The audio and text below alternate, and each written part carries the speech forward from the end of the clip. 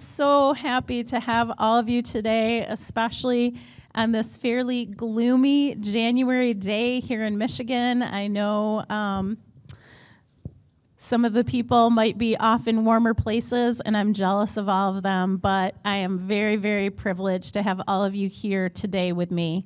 My name is LauraTKelso. I'm an associate real estate broker with Next Home Champions and the creator of this series. I created this series back in 2019 for the sole reason of empowering older adults to be ready for anything. And that idea is simply that, you know, anything that we talk about, we're really not trying to encourage you in any one specific direction.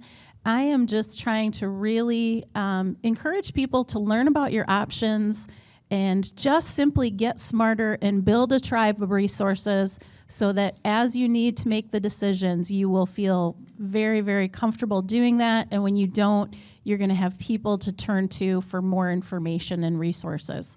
Sound okay? All right. So how many newbies do I have in the audience today?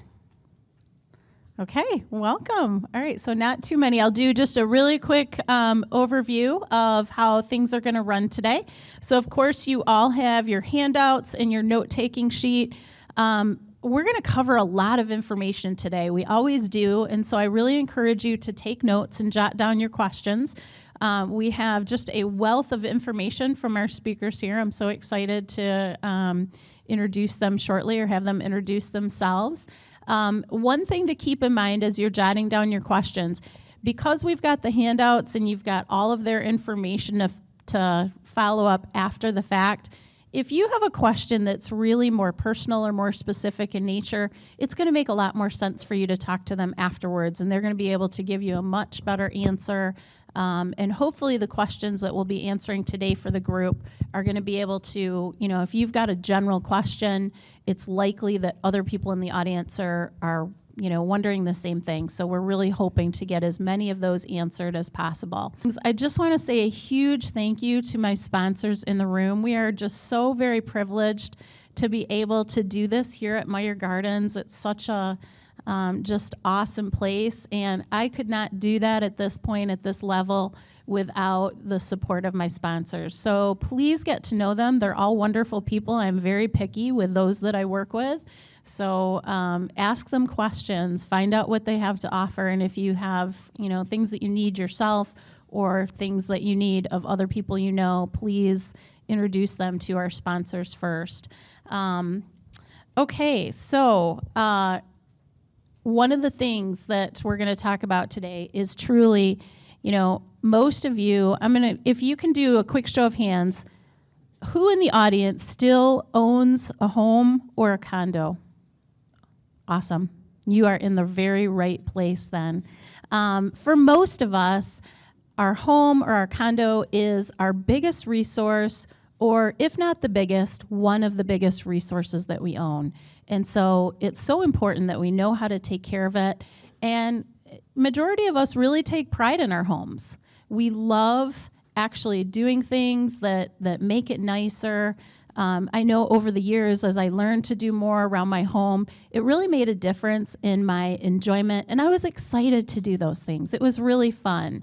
But as you get older, and even as I've gotten older, there are things that I once enjoyed that I no longer do. I can tell you crazy stories of me being very high up on ladders to do things around my house, or hanging out of a second-story window to wash windows, and frankly, things that I just probably shouldn't have been doing. I now enjoy paying people to do those things, and I encourage you to do the same. And that's one thing that we really find, especially as people age, that some of these things that you truly once enjoyed doing, and it may be yard work, it may be painting, it may be fixing things, it hits a point where all of a sudden you just don't enjoy that anymore. Or for that matter, it's really hitting a point where it is downright unsafe for you to take care of that yourself. And so what I want to impress upon you today is just that idea of resources and how much of it makes a difference in the value of your home when you are able to care for your home. I know there tends to be, I talk to a lot of older adults who've lived in their home for many years. Many of those homes are paid off, which is just a fabulous, fabulous accomplishment to have. But there also tends to be kind of a misconception that once you live in a home that's paid off, that it's free. Well, it's really not. Trust me as a realtor that beyond the general utilities and taxes that you pay, living in a home, even if it's paid off, is most definitely not free. And the amount of maintenance and keeping up on even those major mechanicals truly makes a huge difference in the value of your home. And what can happen often is when you've got little things that we term deferred maintenance that doesn't get taken care of, and all of a sudden those things start turning into bigger things. And then it spirals downhill. And then when you've got multiple challenges, it just gets harder. And, while painting a bathroom might be fun and exciting, dealing with a sewage backup is not so much. So we're going to talk about kind of everything in between, and my goal is for you to walk out way, way smarter today. So I want you to turn to your neighbor and say, today you're going to learn something. All right. And then you're going to turn to your other neighbor and say, it's about time. All right, with that, I'm going to go ahead and I'm going to have our fabulous panelists introduce themselves, starting with Alistair Lynch. Hi, my name is Alistair Lynch. I have a Farm Bureau insurance agency here in West Michigan. And I met Laura probably 5 years ago, and we worked together on a lot of things. She puts me to the test. She's my educational connection in the real estate world, so I always appreciate knowledge, and I think it's important to serve West Michigan community with knowledge. So that's what I tend to focus on myself. Thanks, Alistair. Brian. Hi, my name's Brian Marcy with Grand Home Inspection, and thank you guys for having me here today. I think a job of a good inspector is to educate, and sometimes that's during a home inspection, and sometimes it's events like this, so I really appreciate the opportunity to come and speak today. So Tim is also one of our gold sponsors, so you're going to find him in the room every single time we have a presentation. And I love that he's up here today because we're going to really touch upon, in addition to home maintenance, something that is really not known enough about and not widely talked about enough, which is reverse mortgages. So. Thanks, Laura. My name is Tim Kleyla. You got it. From the Mortgage House. We have been around since 1991, and I've been there the entire time. Actually, the first loan that I ever wrote was at 11.5%. We're a little bit better than that right now, so we're very happy about that. Been doing reverse mortgages since the mid-90s, and I'm very excited to share and answer questions for you guys today. Awesome. Thank you. All right, well, we're going to go ahead, and I'm going to start with Alistair. I'm so happy to have you here today. So you guys know that I talk about building a tribe. And to me, a tribe is a series of professional individuals, or sometimes even, they don't have to necessarily be professionals. Sometimes this tribe is your children, your family, your neighbors, whoever that tribe is, where you've got a person, whether you've got a computer challenge, a house challenge, an insurance challenge, a mortgage challenge, a real estate question. You know, my idea of a tribe is that you can call this person up 7 days a week and say, I need you. I have a question, and you're not going to get a bill. And that's really the big thing, that you have somebody that you can simply consider a resource that is not going to immediately, send you a bill for a short, quick question when you just need some clarification, and the more that you can build that tribe, the better. So Alistair, for sure, he does that for me, and I trust him with a lot of insurance questions. So insurance is one of those things that we absolutely hate to pay. No offense, Alistair. But when you need it, you need it. And if you don't have it, or if you haven't purchased the right insurance, it is really, really a negative thing. So I want to talk about what are the questions that people should ask when they are searching for an insurance agent.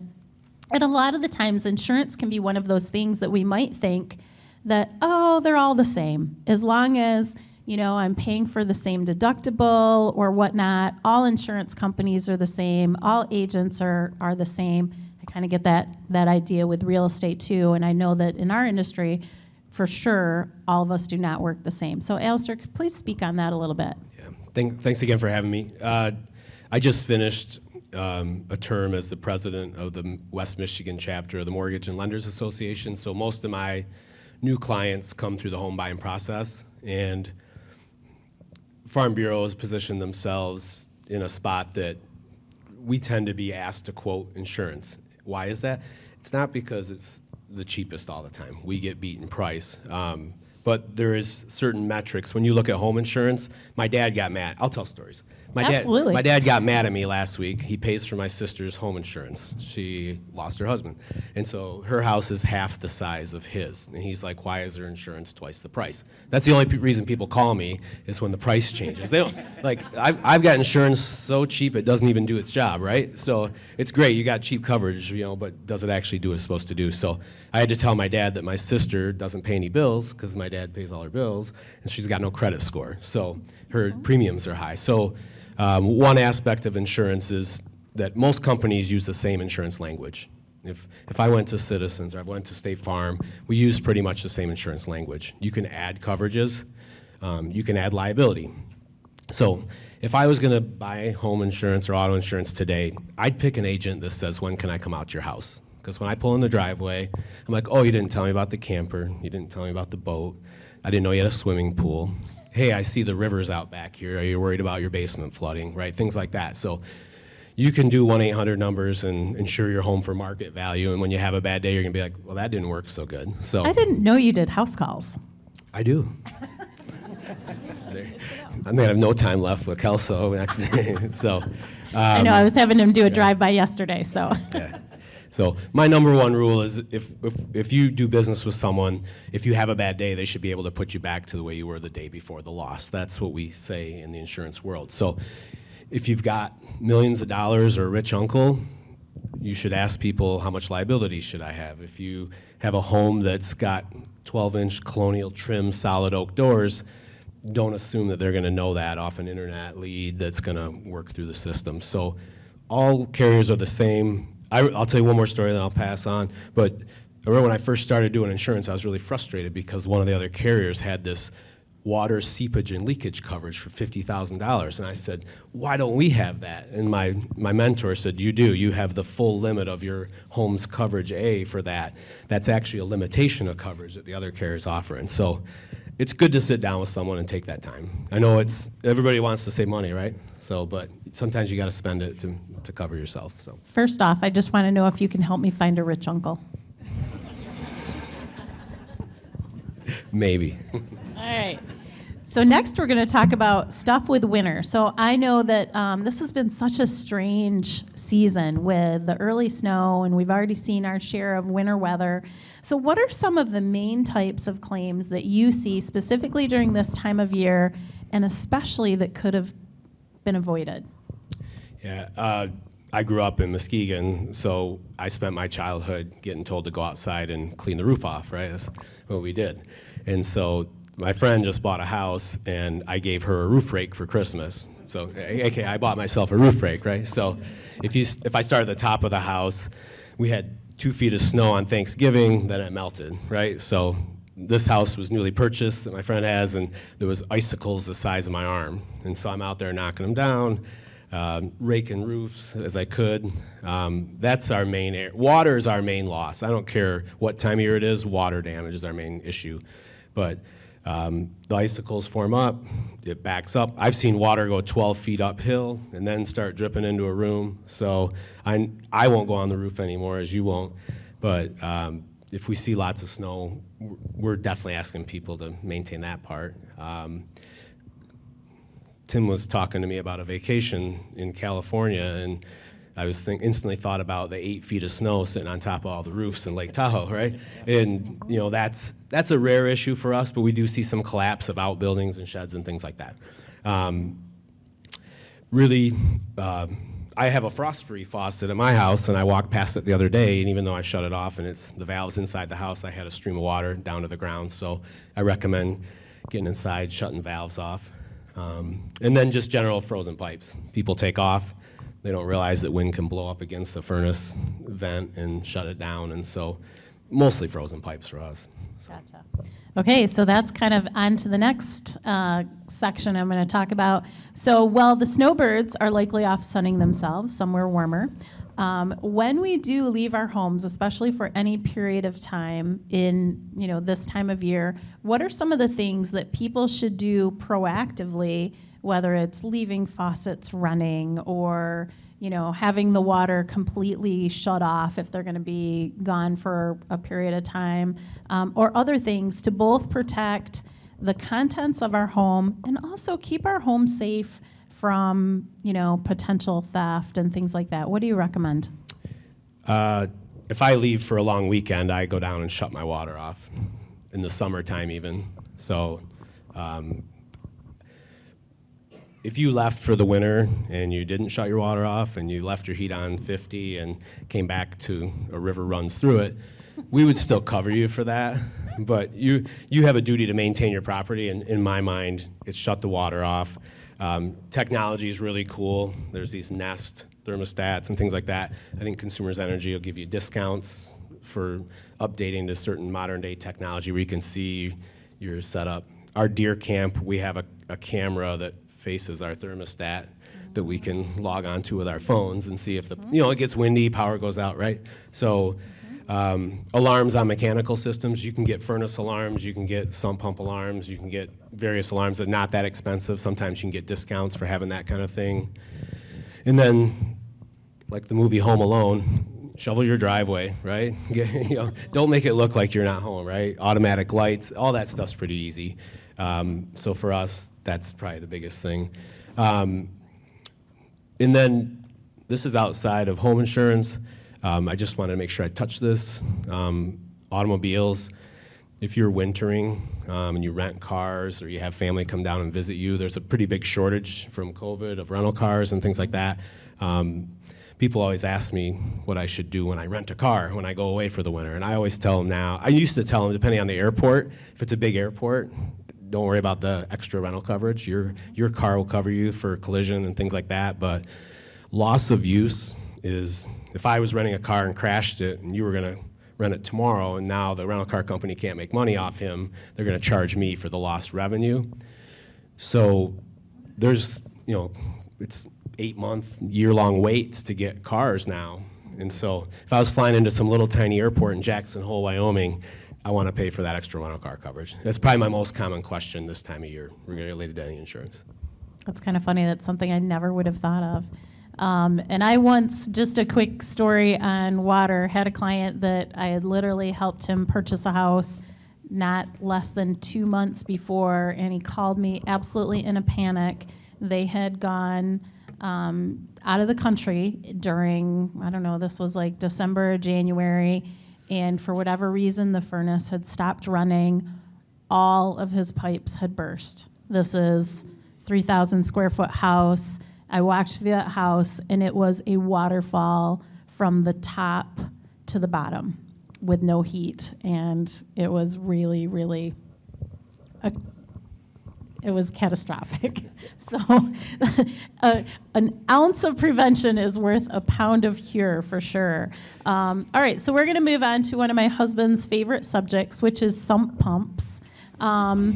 So I guarantee my children have a video of my husband, Mark, literally running around in our one little basement room where there is a virtual fountain of water coming from our sump pump. That is, ours has failed multiple times. So he now has alarms on his phone, same thing, that no matter where we are, we see what's going on in our basement. So Alistair, when someone has a sump pump, which is a really common thing here in Michigan, what are the things that they should do and the coverages that they should have to help protect themselves? Yeah, that's probably the most under-asked question, I think, if I was looking at insurance. Some carrier, like we offer a $2,500 standard coverage for sump pump related damage, that doesn't do much, right? It barely dries down carpet and cleans things up. So first step I always do, if you have a finished basement, I'd probably figure 10 to 15, maybe $20,000, depending on the finish, is the coverage I would add on. Sump pump coverage is not standard coverage. And so I always like to talk to people about that. Floods come in through walls. No one's really got flood insurance unless they're required to. If a pipe breaks upstairs, you have a coverage A, $300,000-$400,000 or whatever of coverage. If a pipe breaks, you'll have $300,000 to $400,000 of coverage for water in the basement. If the sump pump fails, that's where you can really get in limitations. So this house I keep talking about that was recently purchased, I was the lucky recipient of the mop work on a floor drain from the furnace that just backed up last Friday, and it was $600 to get roto-rooted out.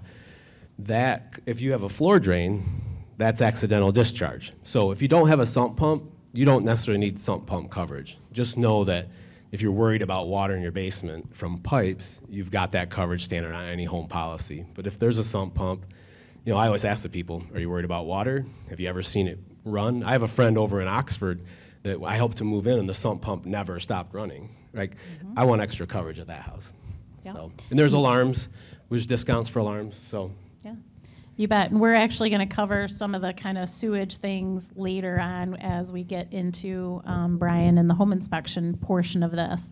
So I'm going to flip-flop these questions, but I think you can handle that. So our homes are our havens for sure, and they also happen to be a haven for critters. So this time of year, as it's all nice and cozy in our homes, we often see more critters. So what are the factors that cause some of these guys to come from outside to inside?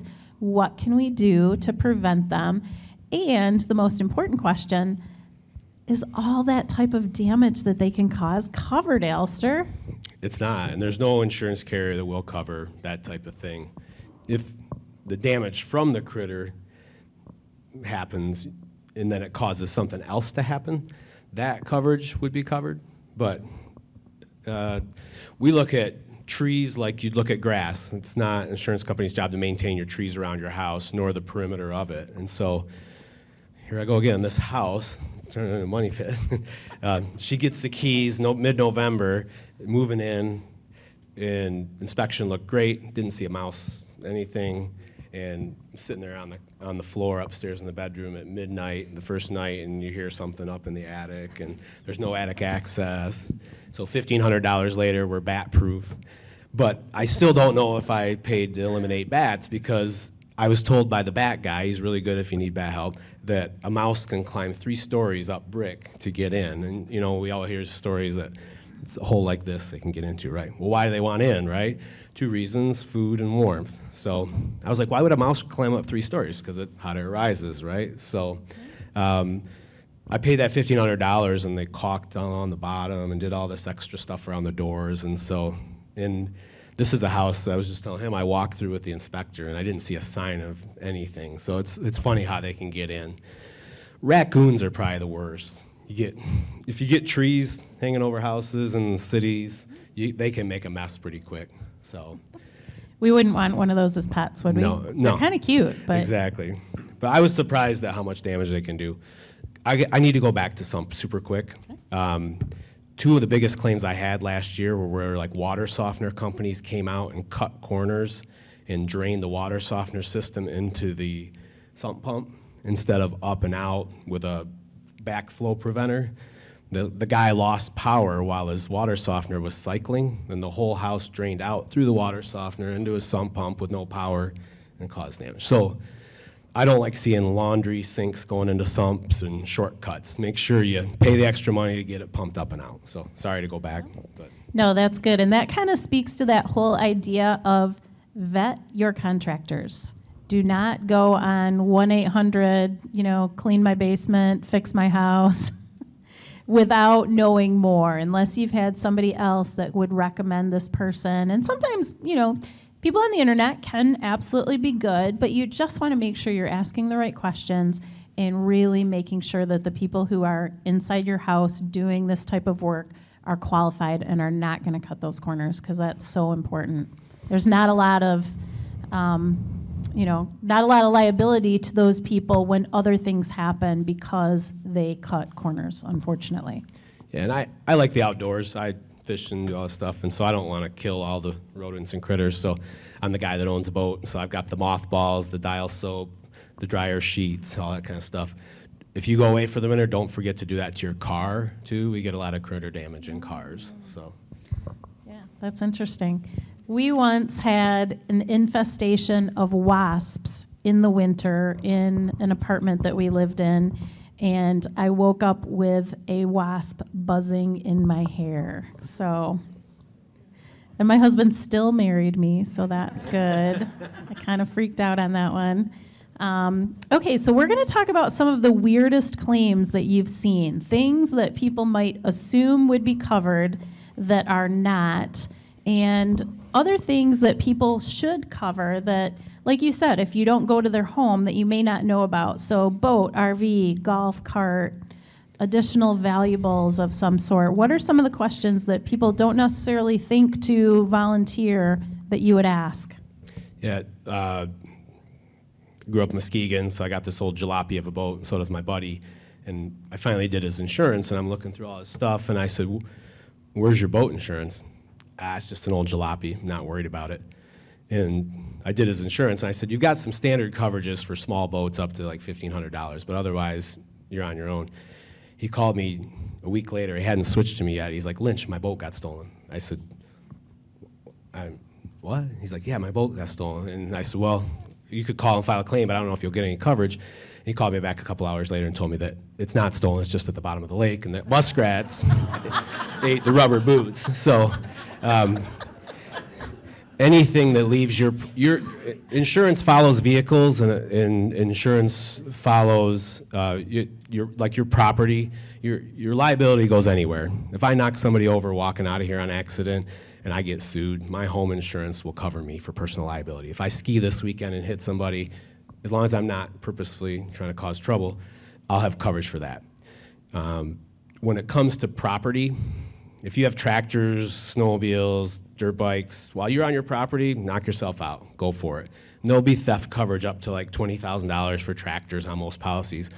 But once you get to a certain point that you start taking stuff off your property, whether it's machines, toys, things like that, or high-value items, when we travel, computers, cameras, jewelry, theft is covered differently once you step off your property when it comes to high-end items.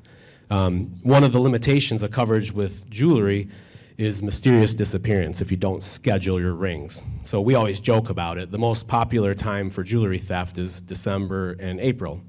It's Christmas shopping and tax time, right? So we tell people, like, if you're going to claim this ring, you're going to have to step back out of the flower bed and throw a rock through the window so you can say somebody broke in and stole your ring. And so, I'm just kidding. So, that's how you could get coverage. But so we always tell people, like, you have coverage for jewelry on most policies up to a certain limit. But once it starts traveling with you, you want to schedule those items. And what scheduling an item does, whether it's a boat, an RV, or a piece of jewelry, or a computer, is it gives you coverage no matter where you're at. And so, and limitations and deductibles are there. Like, you have a lower deductible, which is nice, and it covers you for all losses. So if Cousin Eddie grabs a hold of your boat and runs it into the dock and it's scheduled, everything's covered the way it would be on a home policy. So I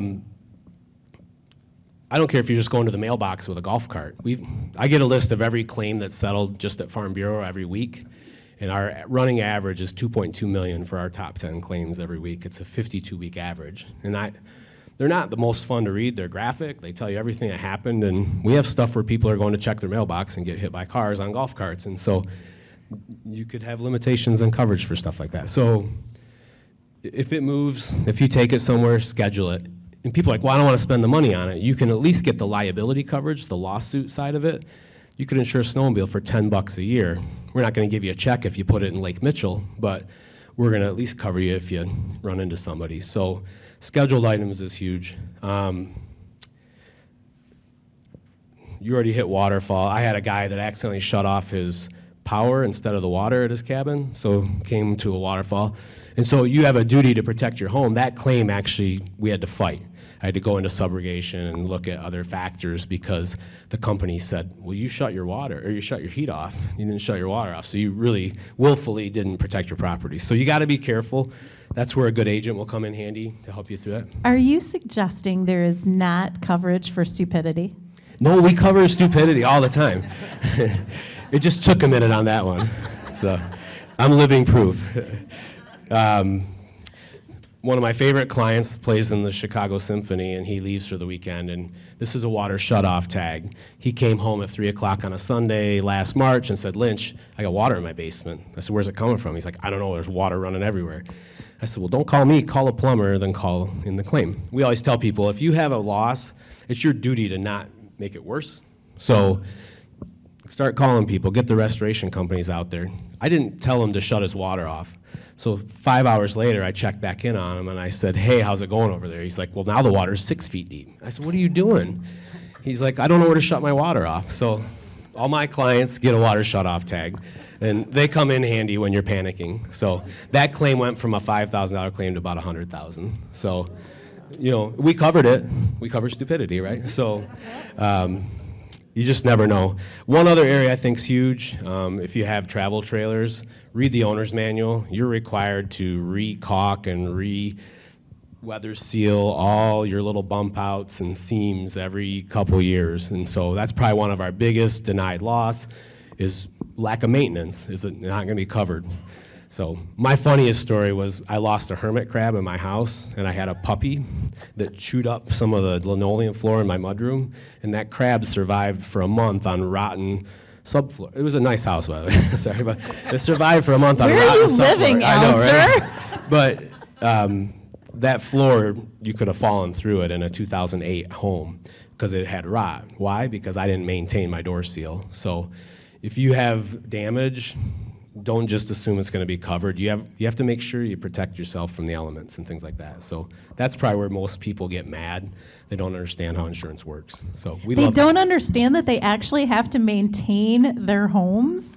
Yeah, we had an inspector that was not on the up and up a couple years ago, and I had 4 clients in a row that I helped the lender through the process of getting the home. Within a month, after every client moved in, they called in a claim for a leaky roof or something like that. So it's tough because you don't know how to be an expert. I was just telling him I walked through this home that my girlfriend just bought. I was over the inspector's shoulder, and I missed septic, I missed bats, so it's hard. But you got to kind of do a walk around. If you can't get on your roof, pay somebody to check your boots and things like that, because that's stuff that'll cause you trouble. You know, if you just let stuff run rampant, they're not going to want to pick up coverage. If you look like you're doing your best to maintain your roofs and things like that, claims go great. Yep.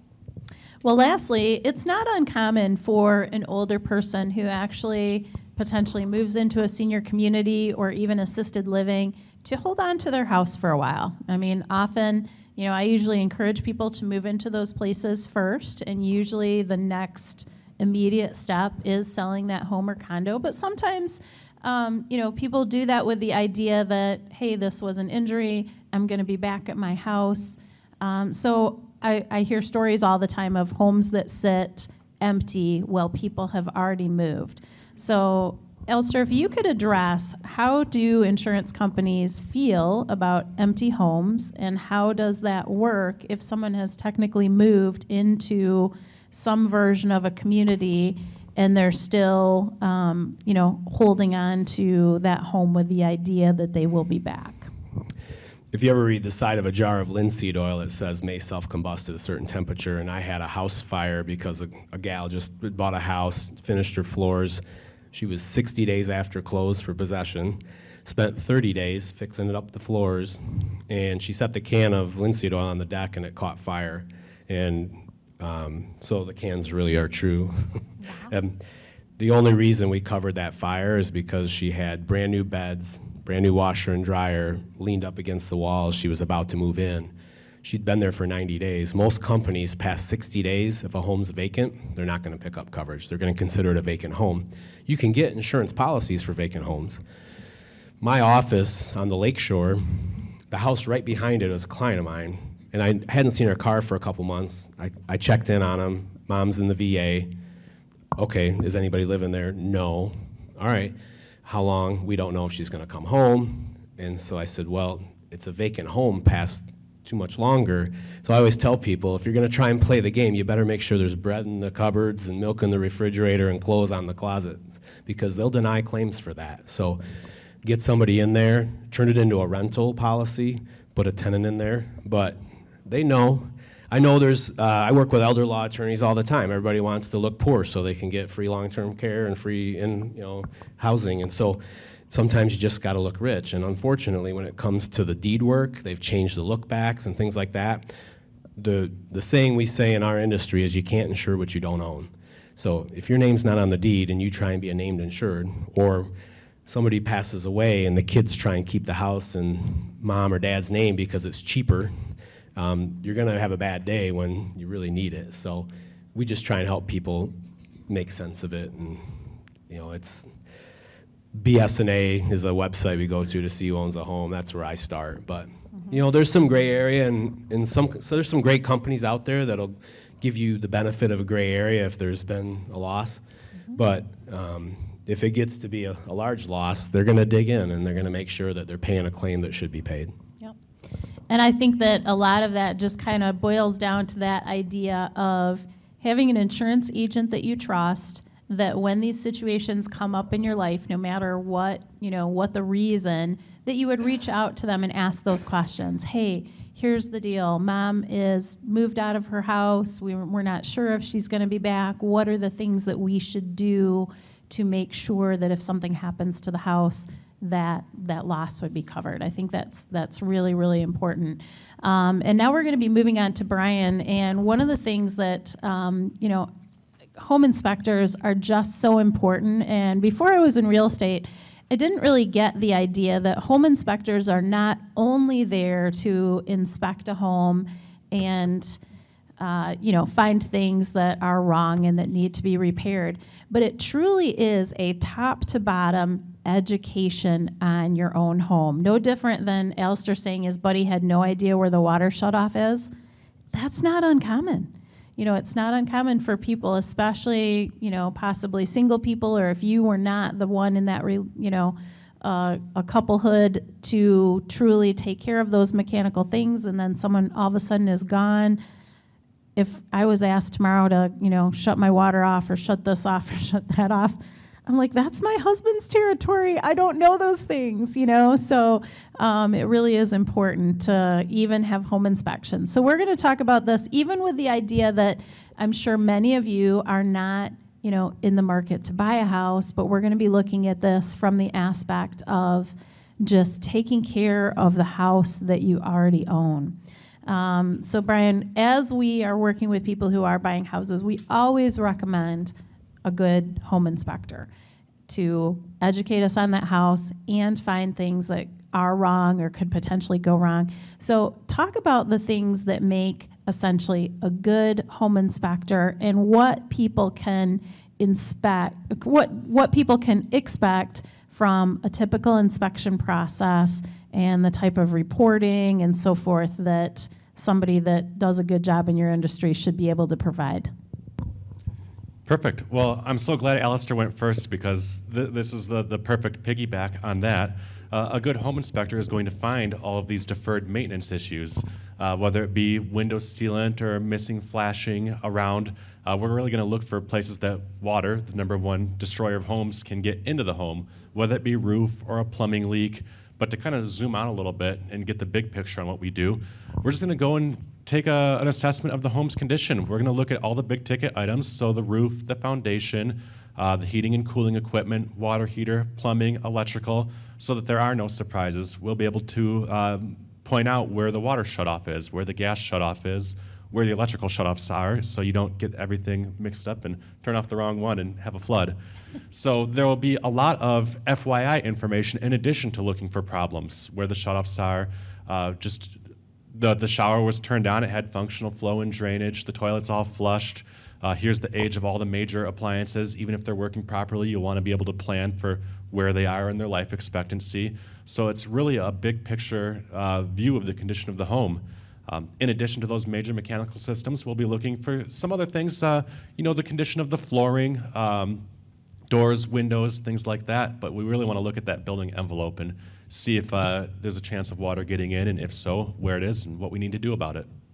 As far as, sorry. Oh, I was just going to say, so I often recommend that if you've lived in your home for quite a while, it's great to have a top-to-bottom home inspection, because it's very easy the longer that we live in our homes that, I don't know about you guys, but often I'll have something that I'm clearing out of the home. It might be a box or whatever, and I'll think about the fact that, okay, that's been sitting there 2 months, and I step over it every day and I don't even see it. Maybe I'll take some time and actually take care of that. And I think it's kind of the same with home maintenance items. When you're seeing something every day, you just don't really think about it. And so whether it's, hiring someone like Brian to do a top-to-bottom home inspection, or even Home Repair Services will do free home inspections for seniors now. There's usually a waiting list to do that, and there's some hoops that you have to jump through. But there are definitely options for, getting home inspections, and it makes such a difference rather than paying for something that has happened after the fact, instead, by being proactive. So what are some of the limitations that might happen during a home inspection, and reasons why a homeowner might experience a failure even after they've had a home inspection, like Alistair was talking about with this property that his girlfriend just bought? Sure. I want to go back real quick to reporting.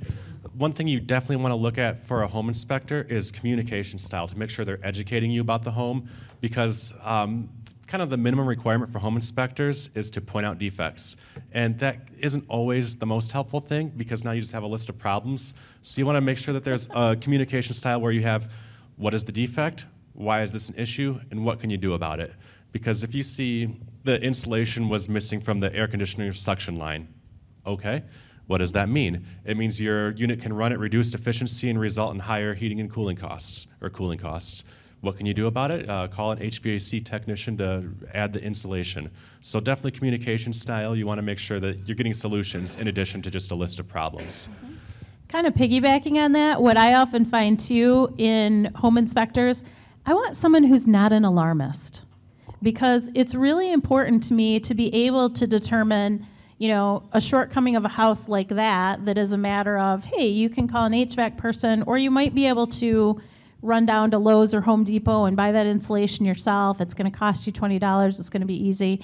As opposed to something that is a critical home issue that, I'd say really speaks to what I call home integrity, that's going to be a potentially expensive repair. Definitely. In fact, we teach a class, continuing education for agents, on what to expect from homes built in certain eras, because homes built in the 1920s are going to have different issues than homes built in the 1970s. So a lot of things, if you find ungrounded outlets in a home built in the 40s, that's pretty par for the course. We're not surprised by that. So then here are the things that you can do to work within those ungrounded outlets. You can plug in two-prong appliances only. You can replace the outlets. You can rewire. But we like to put it in context with the age of the home, the style of the home, and then what things can be done about it. So getting back on track with the limitations of a home inspection and what can be expected afterwards. The home inspection, I tell a lot of people, a home inspection is like going to see your primary care physician for an annual physical. We know a little bit about every single system of the house, but there are going to be times that we recommend a specialist. For a physician, they might see a neurologist. For us, it's an electrician. They'd say orthopedic specialist. For us, that's a structural engineer. So we're going to be able to see the warning signs for things that could be issues.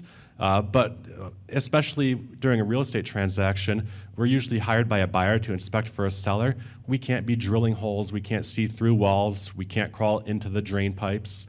Sellers do frown on that. They don't like the drilling holes thing. So. Yeah, they don't like it when we cause problems. We try to just find them. So the limitations are it's just visual and non-invasive. And when we do find signs of an issue, we'll recommend further evaluation by someone who is a specialist in that field that can bring in some more specialized tools and take a little deeper dive and set that expectation with the seller that we might need to take this or that apart so that everyone's on the same page and there aren't any surprises with that further evaluation. And Brian, are there some insurance policies associated with your home inspections or some other home inspections? I know I've had some inspectors in the past who do offer some level of guarantee if something stops working after a certain amount of time, if it was an element that was inspected and deemed, structurally fine during that inspection. Yep. So this is where you definitely want to take a close look at who you're hiring, because the state of Michigan doesn't have any requirements for home inspectors. Legally, everyone here has the same requirements as me. Some people will take additional requirements, like we do. We get third-party certification, but even that's not required, and insurance isn't required. So a good home inspector that's running a good business will have errors and omissions insurance. That's if they miss something in the report. General liability, they knock over the ladder and it busts a window. And then there's some other products for those surprise findings. There are 3 versions. One's no plan. I don't like that plan. The other is there'll be third-party warranty coverage. You'll want to do your homework on those too. A lot of times they're lead sources for contractors because they know the name of the person buying the house, their phone number, their email address, and what's wrong with the house. And then what we do is we save a percentage of every inspection so that we can help out if needed after the fact. We keep it all in-house to keep everyone's client data safe. Yeah, that would have been something that I never would have thought of, even being in the real estate industry. So it was really surprising that you might get calls from XYZ contractor. Oh, that's so amazing. I was just thinking that I needed to call a roof person. That's why the warranties are free. That's scary. So let's take us through some of the items that you would look for in a house that are specifically related to health and safety, and things that might develop where you really can't see it. If you were just walking into a house, what are some things that, or even a house that you've lived in for a while, that can develop over time that can truly be a health issue? So a couple things that we look for. One is exhaust from furnace and water heaters. And probably the most common one is somebody gets a new water heater and they keep the old exhaust. The old water heater was, and these numbers aren't important, but 38,000 BTUs. The new one's 40,000 BTUs. And you had to go from a 3-inch exhaust to a 4-inch exhaust, but they didn't do that. So now all that exhaust can't flow through the pipe, and as a result, it's going into the basement or the closet where it's installed, and that carbon monoxide is hazardous. It can cause, at a minimum, headaches and fatigue, but it can be fatal also. So we look for those types of things. And then electricity, we want to look for improper loose wiring, high heat connections. We use an infrared camera to see, okay, this connection's 180 degrees. That's too hot. There's a problem there that can cause an electrical fire. And then the big one, as Alistair mentioned earlier, is water. Water can come from lots of different places, whether it be roof leaks, leaks at the chimney, windows, plumbing leaks, sewage backups. So we really want to look for water, even if it's just clean, regular drinking water. Over time, it can lead to unsanitary conditions, wood rot, mold growth. People start to, kind of like the carbon monoxide, feel fatigue, coughing, sneezing, and that can be mold. You can't always smell it. A lot of times there will be a musty smell, but that's why there's value in taking a close look at that type of thing. Yeah, that's huge. Do you guys use an infrared camera on the walls in general, or just in certain situations? We do. We do a whole house scan with the infrared. There are some pictures that will be in every report, whether there's a problem or not, underneath kitchens and bathrooms where there's plumbing, at the electrical panel. And then there will also be pictures, if there is a problem, you might have a wall that looks just like that, nice clean wall back there. On the infrared camera, there's a big blue spot because there's a leak on the outside. So there are some things, I mentioned earlier, we can't see through walls, but we do have some tricks to do some imaging so that we can find things that are visually just not detectable. Yeah, we had that many years ago in an extra bedroom where all of a sudden I moved the bed back and realized that there was a whole corner of the floor that wasn't there.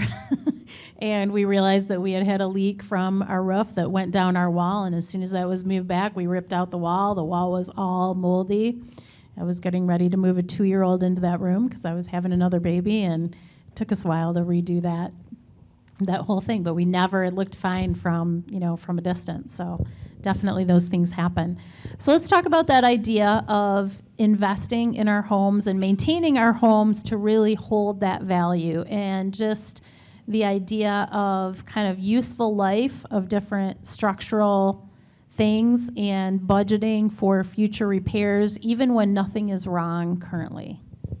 All right, well, I will go in order from kind of the shortest to the longest life expectancy things. So the thing that you really want to take care of, shortest life expectancy, is caulk and sealant, whether it be a bathtub or windows, maybe it's up around the chimney, but caulk and sealant can wear out every 5, 8, 10 years.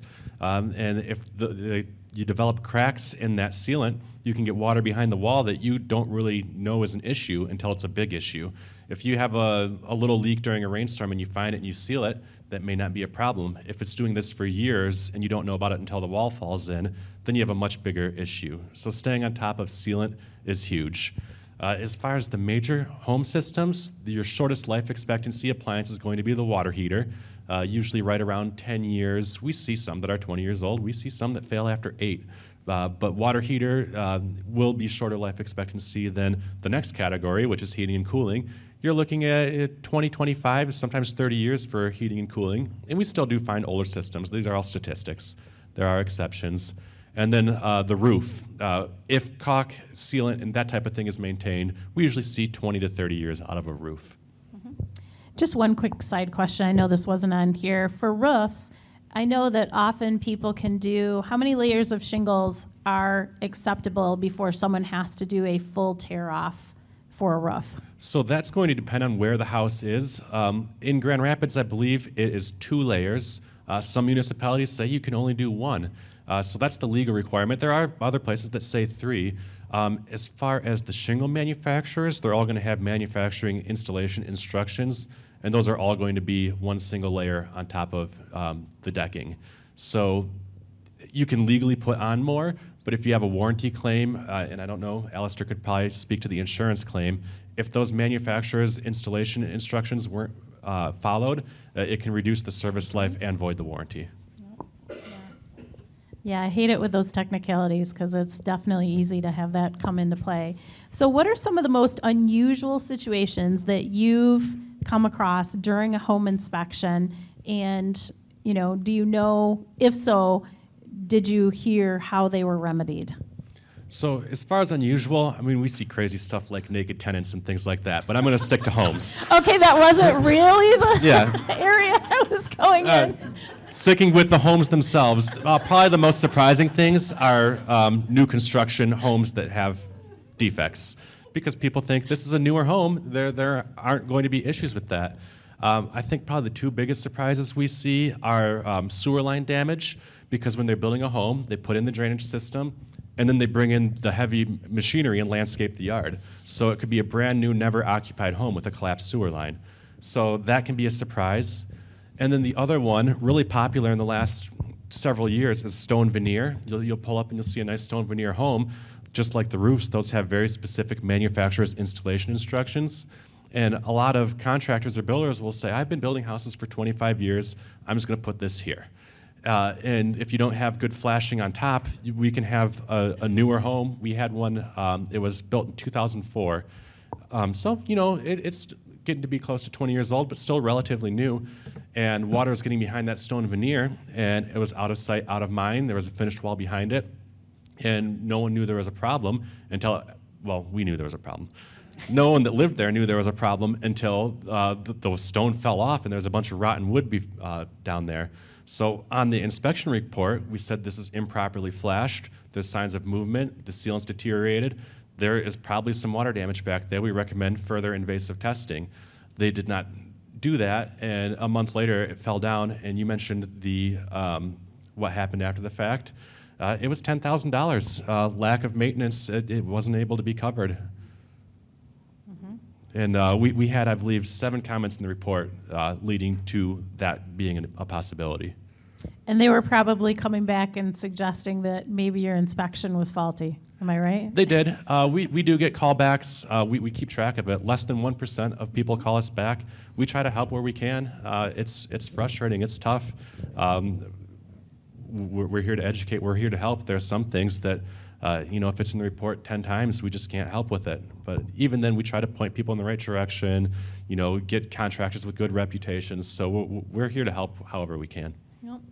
So we're going to step back just a second to, as many of our homes in the area do age, we are seeing more and more issues with failed septic systems and sewer lines. I know I had never had any since I'd been in real estate, and this year I had 2 that had, major sewer line issues. So can you talk a little bit about how, how you guys can spot things like that, some of the things to look for, even in spotting lead pipes. I know I got a great education when all of this was happening, and some of the programs even that the city of Grand Rapids might have for those that are in the city that can assist in some of the costs of updating those things.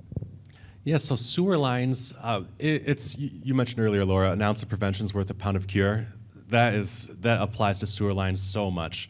They're out of sight, out of mind. When we show up to an inspection, everyone wants to know, how's the roof look? Because people know roof is big ticket. But sewer camera, 5 years ago, no one was looking in pipes for the most part. Now sewer cameras are a very common add-on to the inspection. It's an additional service. And what we do is we take out the clean-out cap and we put a camera in the drain line between the house and the city connection.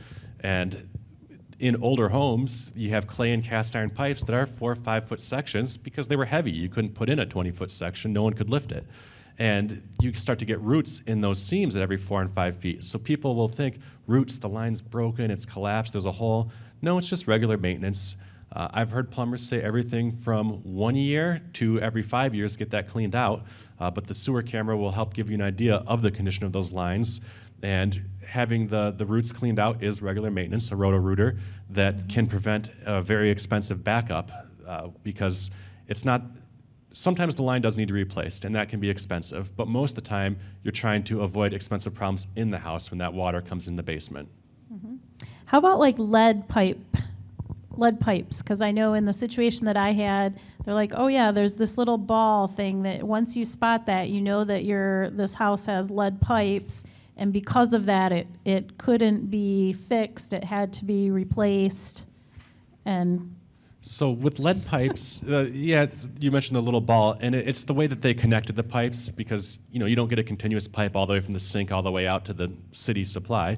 You have these little bulbous connections that you can see on a lead pipe, and we identify them. I am not as familiar with the programs to replace them. I believe they, and you can help me out if you know, but I thought that they have like a city program where they will help fix it, but then you have to either live there for a certain amount of time or. I'm not as familiar with that. It depends. I've worked, so McDonald Plumbing has been a really, really great resource, and they do a ton of work with the city and those connections from homes to the actual city connection. And I know that they will, the homeowner pays for it, but they pay at a greatly reduced rate if they, McDonald has like a deal worked out with the city where they will quote it all up front. And the one that we did was a tiny house, very close to Plainfield in Grand Rapids. And to do that work was about $7,000. So it was still not inexpensive. And yet the other one that I was speaking of earlier that had a sewer line collapse where we had no idea that there was an issue was $20,000. And that was not at all covered by anyone. So same thing. It's those things that the more you know how to be proactive, how to get these things tested, the less you will ever be in a situation of, something that is a very expensive repair after the fact. So just kind of moving on to the last question, what are your thoughts on home warranties? I know that a lot of times, a lot of my clients do get home warranties. Much of the time they can be very, very helpful, but I feel like there can be like contractors, it makes a difference in who you choose and what their programs are and reading that fine print. For home warranties, there are good home warranties, there are bad home warranties. So I really highly recommend looking at reviews. You want to look for things like, they really helped me, they got me out of trouble, that type of thing. Because as I kind of touched on earlier, a lot of home warranties are lead sources for contractors. Though there'll be a low cost and you'll get calls about roof work and phone work, or they'll come in to look at a sink leak, an under sink leak, which would maybe be a couple $100 fix, and then there'll be a laundry list of other things that they're going to recommend that may or may not be an issue. So you really want to do your homework on good reviews. Read online third-party reviews. I like Google reviews. Some people prefer Better Business Bureau or Yelp, but I usually go to, I find it's regional. I have home inspector friends in California and everything is Yelp. Here it seems like the best review source is usually Google. One thing I've gotten to know also with the home warranties is it's very important that they allow you to use your own contractor, avoiding the sales pitch idea of being a lead source, and also that home warranty has a local representative. I know that the company that I deal with, I have him on speed dial, and so if there's a question of something that they're not covering, this is someone I see at football games, somebody that I'd go to lunch with. It's not a 1-800 number that is, somewhere across the country. And I think that makes a big, big difference to have. Once again, we're just going back to those personal relationships that can really help you when you have an issue. All right, Brian, thank you so much. I know that there's going to be more questions on that, I'm sure, but we're going to move on to Tim, President and Senior Loan Officer with the Mortgage House. So reverse mortgages tend to be this huge thing that everybody's heard of, but few people know a lot about. And I'm hoping that you can start by giving us the basic overview of what is a reverse mortgage and how does it differ from the standard mortgage that we always talk about, which is also called a forward mortgage. Right. Thanks, Laura.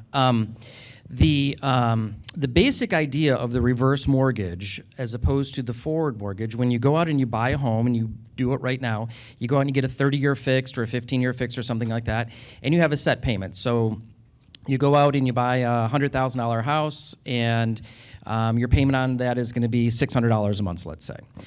With a reverse mortgage, what happens is all of the stuff is the same. There's a mortgage, there's a note, there's a deed, all of that stuff remains the same, except you're not making a payment on the house.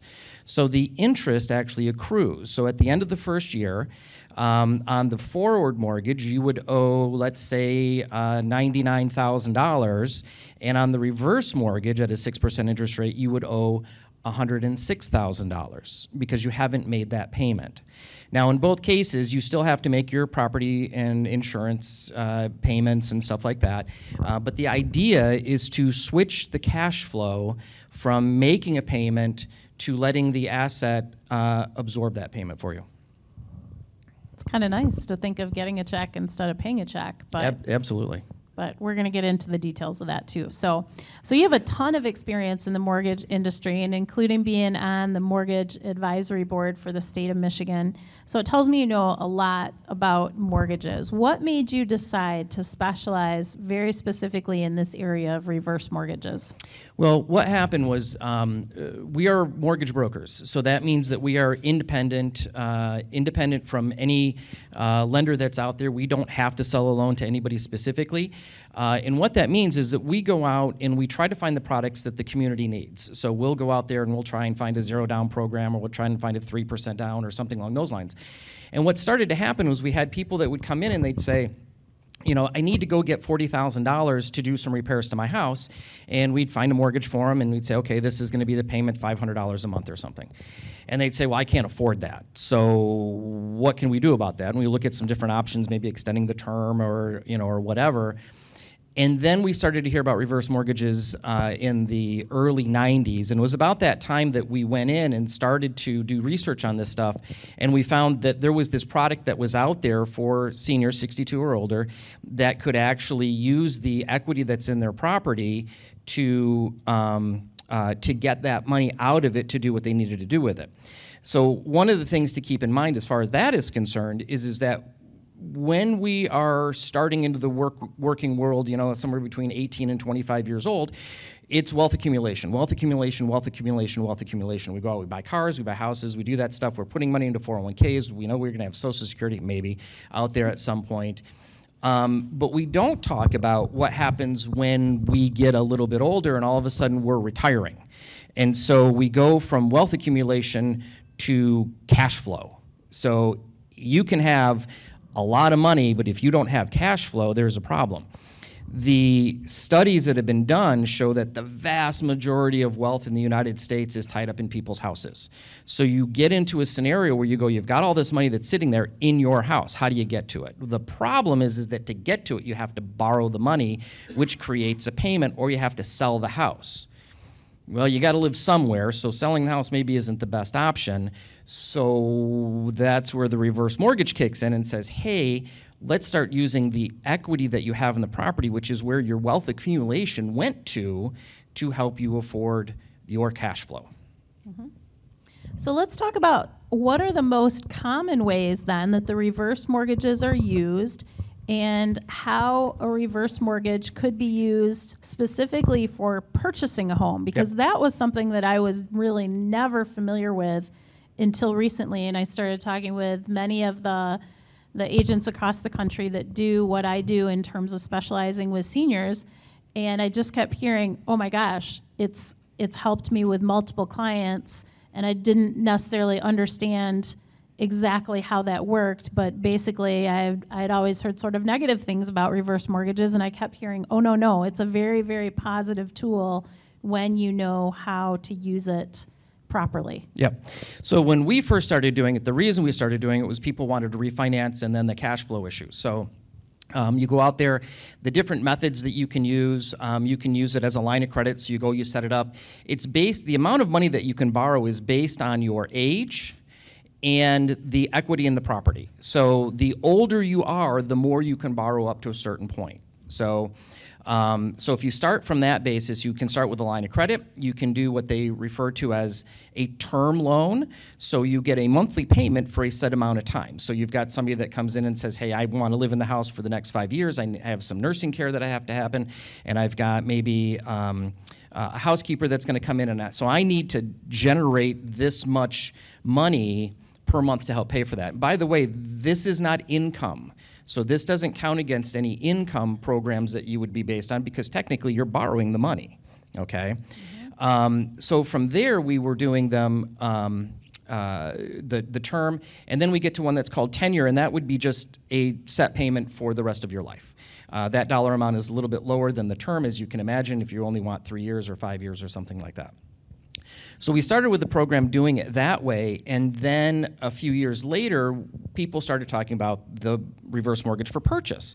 And we were like, well, that's kind of cool. How does that work? And so we went and researched it all and made sure that our lenders did it and all that kind of thing.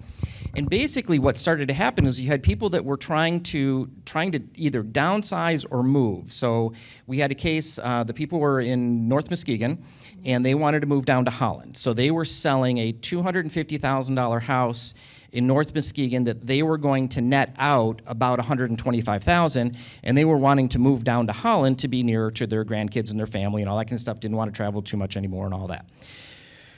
So if you know the Holland market at all, there is nothing available for $125,000. So she was, again, in that concern where I can go buy a $250,000 house, but now I'm going to have a payment for $150,000, and now I've got that cash flow issue again. So how am I going to afford this payment, and so on and so forth? We talked to her about doing the reverse mortgage. The way the numbers worked on it was she could go buy the $250,000 house, put the $125,000 that she had down, and not have to make a mortgage payment, because that equity allowed her to do the reverse mortgage. So the only payments that she had to make on the house were for the taxes and insurance. And so we've done that scenario. And actually, we've done that one more often now than we're doing the refinances, because we've got a lot of people that are trying to downsize. They want to get out of the McMansion that they owe so much money on and get into a condo. And so they're wanting to downsize into the condo, but they're not going to generate enough money from the sale of the house to buy the condo cash. Or maybe they do want to do that, pay for it cash, and then turn around and do the reverse mortgage so that they can have the line of credit available to them, so they can go buy a car, go on vacation, do whatever they want with it. Yeah, there's a lot to it. And there's also a lot of myths and misunderstandings. And I also think genuine issues that had happened with Yeah. reverse mortgages in the past. So if you can speak to what are some of the things that were genuine issues and why did some of those come about, as well as some of the common myths and misunderstandings that people might have associated with reverse mortgages. Yeah. So one of the first things that people think when they get a reverse mortgage is, I don't own my house anymore, which is absolutely incorrect. So you own your house. There is nothing different when you get a reverse mortgage as when you get a forward mortgage. So there's still a mortgage note and deed. The asset is still yours. You can choose to do whatever you want to do with that house. You can upgrade it. You can sell it. You can refinance it. You can refinance it into a regular mortgage. You can refinance it into another reverse mortgage if you want to. The issues that were created with the program and the myths that are out there that I'm going to lose my house or I don't own my house, stuff like that, is created from the fact that you have to continue to pay your taxes and your insurance, okay? In a reverse mortgage, there's really only a couple of ways that you would lose your house. One of them is to not live there anymore, okay? When you have a reverse mortgage, one of the agreements is that you're going to continue to occupy the property. If you are no longer capable of occupying the property, they do ask that you pay off the mortgage via selling the property or refinancing it or something along those lines. And then you get into the, I'm sorry, I got lost there for a second.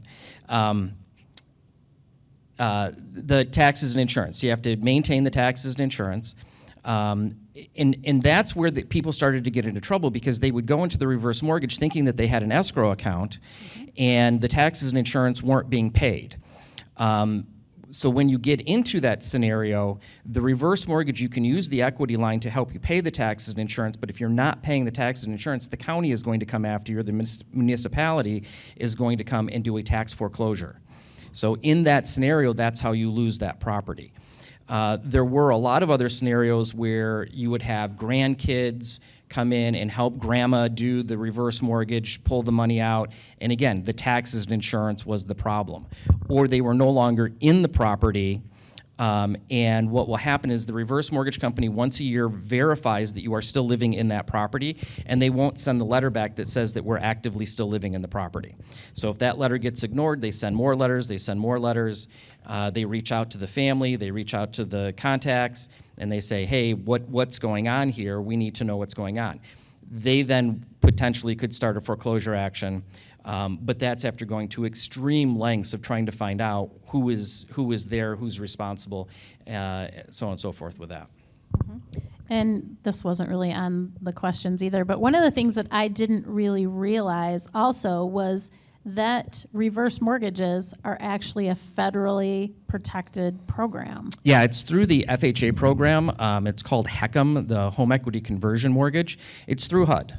And so the program is out there, and a lot of the things with the program that we were talking about with the last question, a lot of the things with the program change every several years, every few years, as FHA makes that program stronger and stronger for both the homeowner and for HUD. HUD doesn't want to lose money on this program. Believe me, HUD doesn't want to lose money on anything. But they also want to make sure that they're protecting the seniors, and so that plays into this as well. So the reverse mortgage that somebody got in the mid-'90s actually looks very, very different than the one today. Some of that is to the benefit and to the detriment of the homeowner. As I said before, some of it's based on your age. Well, now they put a cap on it. Now they say you can only borrow up to a certain dollar amount on this reverse mortgage. Where back in the early 90s, there wasn't a cap. It literally, if you were 99 years old, they were going to give you 95% of the money right then and there because they're basically planning on you dying in 2 months. It's a little bit morbid, I'm just saying. Yeah, sorry. But the idea is that they've pulled that back a little bit, and some of that is to maintain the equity in that property, so that we don't get into a scenario where it's upside down and stuff like that. So how do the costs of a reverse mortgage differ from a typical mortgage in terms of like closing costs and things like that? And how much do those differ among providers? So kind of like these other questions, are many of the reverse mortgage providers charging similar fees, or do they vary widely? And how do you help people figure out if they're getting into the right product? Yep. The first part of the question is the fees themselves. So the fees of getting a reverse mortgage are actually very, very similar to getting a forward mortgage or a regular mortgage. There's appraisal, there's title work, so on and so forth. It is an FHA product, so there's mortgage insurance on it. The mortgage insurance actually kicks in if the loan is upside down. What will happen at that point is it becomes a non-recourse loan. So if there is a debt that exists, it can't come back after your estate. So there is mortgage insurance on it, which is why people look at it and they go, wow, this is a really expensive loan. Well, it's not actually a really expensive loan. It's about the same as getting a regular FHA loan. So the costs are very, very similar on that. FHA, as we talked about before, has been putting stuff in place over the last several years to help protect people. One of the things that they've done just recently is they've actually limited the income that people can make on these. Believe me, these things were cash cows for a lot of people that were very unscrupulous. They could make a ton of money doing reverse mortgages. Well, FHA has pulled their reins back on that quite a bit. So the amount of money that they can make is not as big as it was. It's still pretty decent, and you have to shop around. And that is where then we come into the next part, which is, the lenders are different. People will charge different stuff. Some people are more expensive than others. As with any other financial asset, I would say shop around, gather your information, talk to somebody that you trust. I would recommend that you use somebody local, whether it's me or somebody else, but somebody that you can sit down across the table and talk to, look at the different things. The different products that are out there, when we present a reverse mortgage to somebody, we're required to present several different programs. So you can look at those different programs and see which one is the best one for you. Most of the ones that people are going with right now are actually the adjustable rate mortgages because they allow the homeowner to get more money, more of that money that they're looking to get to for that cash flow.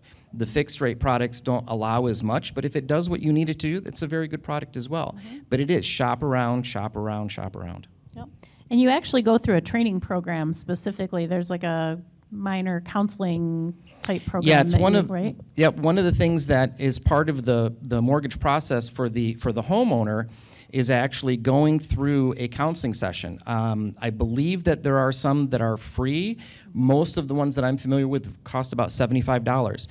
The system, again, going back to FHA trying to make this a very safe product, the system is very A, B, C, D, E, F.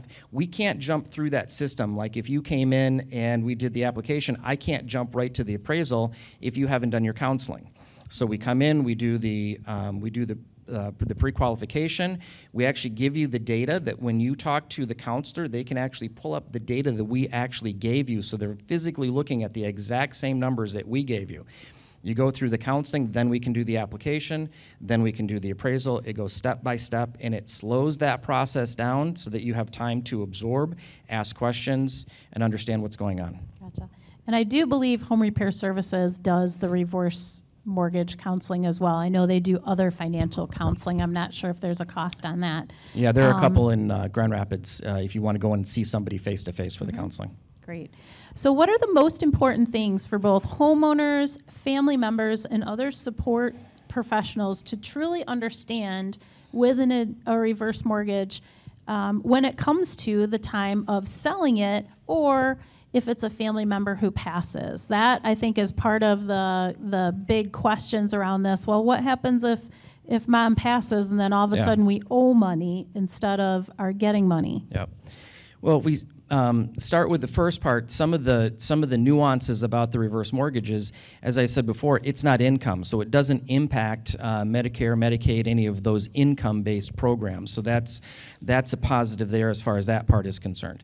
There's no escrows, so you have to account for the fact that there's going to be taxes and insurance that you have to pay for.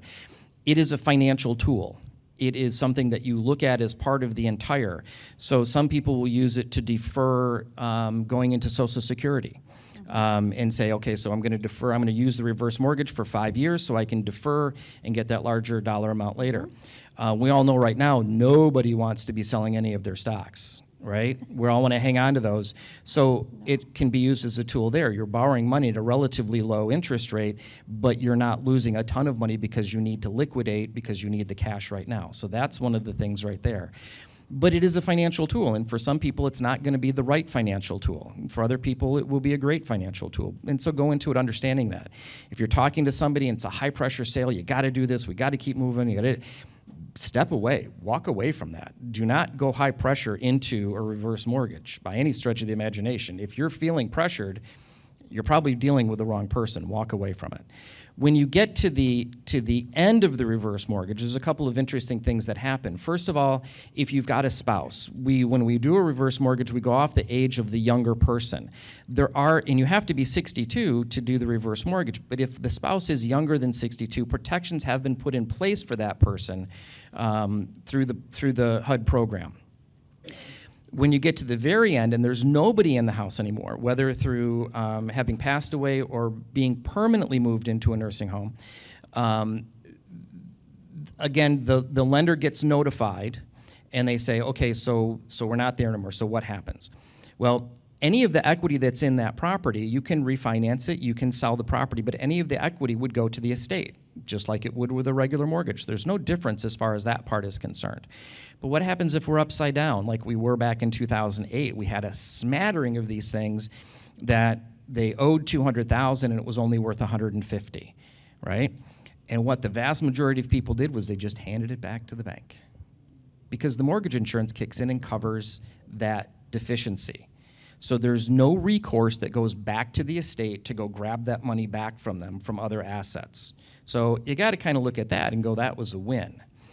Now, the interesting thing that also happens is the family at that point, even though the house is underwater, the family at that point can go in and purchase that home for 95% of the value. Not 95% of what's owed, but 95% of the value. So if it's the family farm and one of the grandkids wants to own the family farm, just because it's upside down doesn't mean that they can't go in and purchase it. So they walk into a 5% equity position in that circumstance. So they've tried to set up the program to watch out for the people that are maybe younger than 62 that are going into these, that are spouses, and watch out for future generations that are maybe wanting to keep a family in a home. And then also, I know that one of the things that surprised me was you showed me a schedule of appreciation and how they're factoring that appreciation on a home that is within a reverse mortgage. Yeah. In terms of there still being value to be paid back to the family often. Yeah. So when you look at it, let's make the math really easy.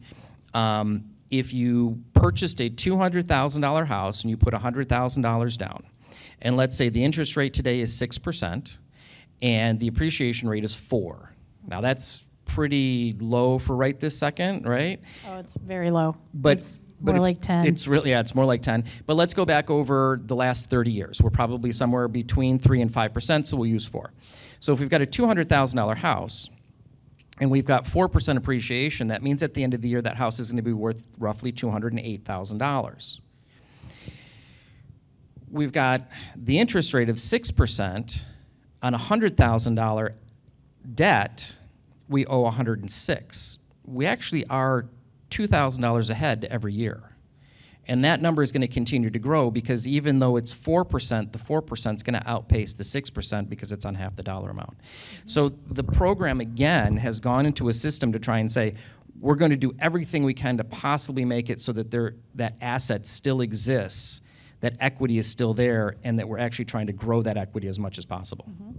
Yeah, so often like he's saying, it's either evening out or can even end up to the good in some situations. To the positive, yep. Yeah, and the part that I was intrigued with is the fact that they determined that that increase in equity when you are signing the loan, right? Yeah. So those schedules are in place before you are signing the loan, so it's not a shot in the dark. You can actually see how they will value that home over time even 20 years in the future. Yeah, and you can adjust that if you want to see what does it look like if the appreciation is only 3%, what is the appreciation if it's 6%. So look at stuff like that. And if you've done the line of credit, like let's say you go out and you do the $100,000 line of credit, but you haven't accessed any of the funds, that line of credit will actually grow at the same interest rate that you're paying. So it actually will allow you to get more money as the future goes on. Okay, I'm still a little bit confused, but that's okay, because Tim is somebody that you can reach out to afterwards. Sometimes So- we have conversations that go on for hours, and I'm like, you got it? And they're like, we got it. And I'm like, okay, I'll talk to you in 45 minutes when you don't got it anymore. Exactly. Is there anything else that you'd like to share that I haven't touched upon before we open it up for questions? Really, as far as the reverse mortgage is concerned, we've been doing them for a really long time, and my mantra is just, it's a financial tool. It's not evil. It's a financial tool. It might be right for you. It might not be right for you. Ask questions. Don't feel pressure, and shop around. And preferably use somebody local. Awesome. All right. Well, thank you so much. So we are going to go ahead now and open it up for questions. I've heard that on reverse mortgages, say the last person moves into a nursing home or isn't occupying the home, that the family has 30 days to get everything out of there. Is that true? No. No. What will happen is once you notify them that their person's no longer there, it's a communication process that goes on between the reverse mortgage company and the family. We have just recently done a scenario where somebody, the mom passed away, and they were actually purchasing the house, but they had to sell their house. So we and they stayed in communication with the reverse mortgage company to let them know that it was happening in the process, and so on and so forth. They'll also, if the house is being listed to be sold, they also take that into consideration, and will wait through that process for the home to be sold. Well, first I wanted to say, wow, I think Laura is a genius. Okay. You want to hear this, Laura. First, I think Laura is a genius. I think every time I come to one of these meetings, I think, I already know all this stuff. I don't need to come. I don't need to go to that. Every time I learn stuff that, who would have thought? Anyway, so my question right now, so thank you, Laura, and all of you guys are, I'm learning so much. Brian, you talked about what can go wrong with your septic or your sewer lines. You talked about sewer, but you didn't talk about septic, from the house or whatever to septic. Can you just mention whatever horrible things can happen there? Thank you. Definitely. So it's going to be the same end result, which is sewage in the home. And what can happen there is it's not pumped appropriately. Pumping is not very expensive. I've seen quotes as low as $200. I've seen it as high as $600, $700, and that'll change with time. But remediation, once there's been a backup, is going to be, multitudes more expensive than that. So in septic, we do see more problems with lack of maintenance than we do with line failure, mostly because the lines are shorter. Usually a septic system isn't going to be as far away as a city street. But the end result's the same thing, with one additional problem. If you have a garbage disposal or anything that's putting non-water into that septic systems are living, breathing organisms. They have bacteria in there that's designed to break down different solid wastes. And if waste is put in there that the bacteria can't consume, then that can be a problem. Another thing that is fairly interesting is people on chemotherapy. It's designed to kill living organisms, and it can shorten the life expectancy of that septic system because the waste from the person going into the septic system will kill the bacteria that's designed to break down the waste in the septic system. So having that regularly inspected and maintained will keep that sewage out of your basement. Radioactive waste, who knew? One of the other things that I had heard and had this happen with one of the sellers that I was working with was their septic system broke down due to their water softener being hooked into their septic system. Does that sound like something? That's not something I'm as familiar with. Another thing is Okay. a good inspector won't make up stuff. Thank you for that. Yeah, it had to do with I'm pretty sure it was their water softener that was emptying into their septic, and because of how the salt works or whatever, it had broke that septic system down in a way that was no longer effective, and that was about a $19,000 cost that had to be redone on a house that really was not that old. So, and just in the lines of proactive maintenance, how often do you recommend people with a septic system should have that pumped, and how much does it depend on the number of people in the home?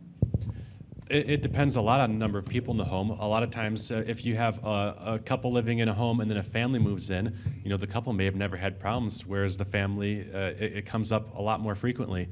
I've heard septic companies recommend between 3 and 5 years, but it's always going to vary with use.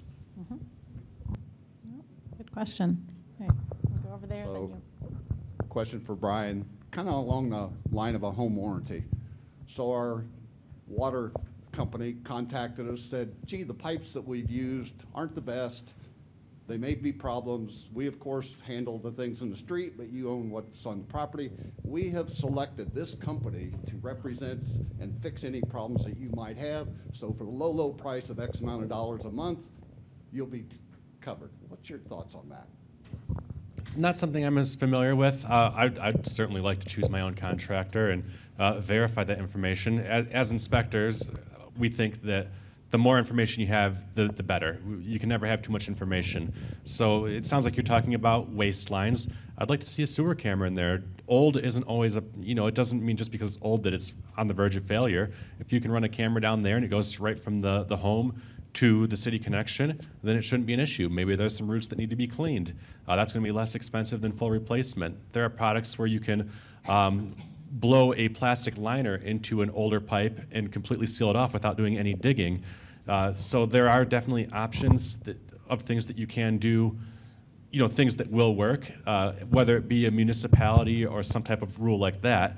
I'm less able to speak to the government's factor in that of they're saying you need to do this maintenance or that maintenance or insurance requirements, anything like that. But there are definitely options.